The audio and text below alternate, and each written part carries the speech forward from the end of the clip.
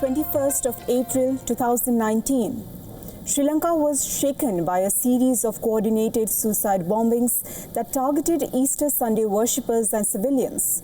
At least 269 people dead, more than 500 injured.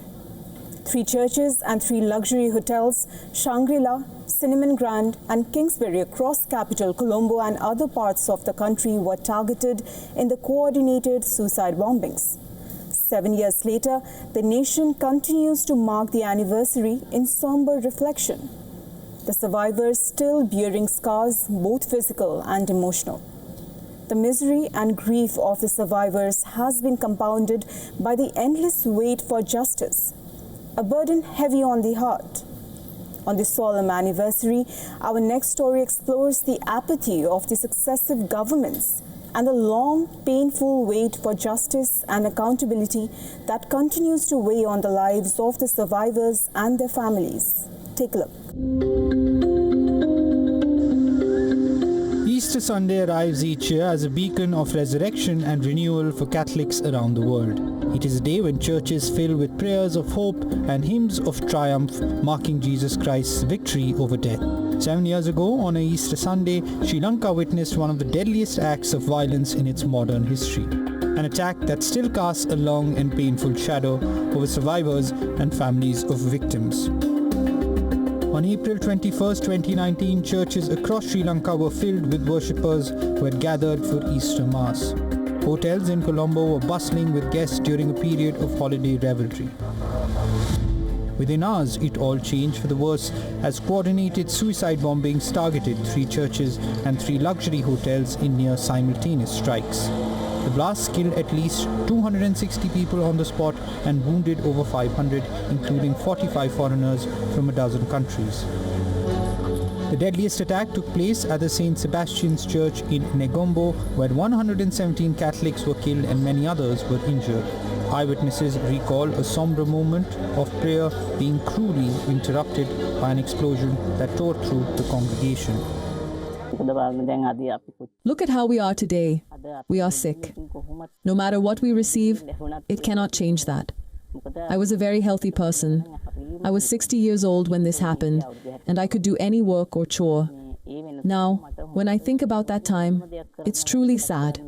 As we get older, we may not be able to do as much, but at this age, one should still be able to do something. Now, because of this tragedy, I am sick forever. The church Catholics had attended for decades stood in ruins, its walls marked with shrapnel and its pews twisted. For the survivors and the families of the victims, the arrival of Easter each year brings with it painful memories.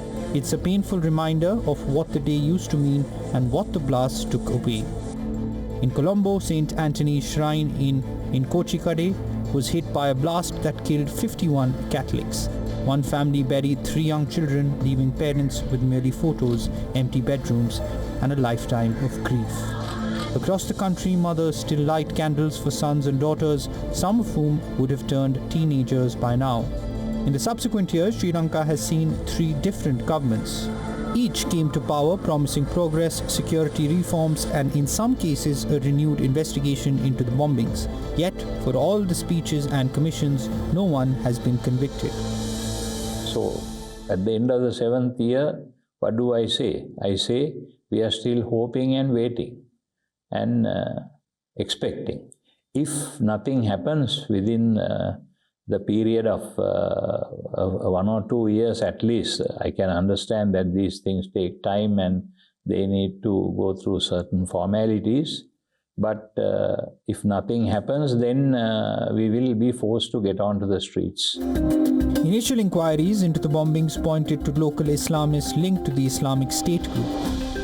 But as investigation progressed, attention shifted towards possible failures despite alerts and alleged complicity within parts of the state security apparatus. Reportedly, Indian intelligence officials had warned Colombo of a possible attack more than 2 weeks earlier. The suggestion that the tragedy may have been preventable or politically exploited has only deepened public mistrust of the state.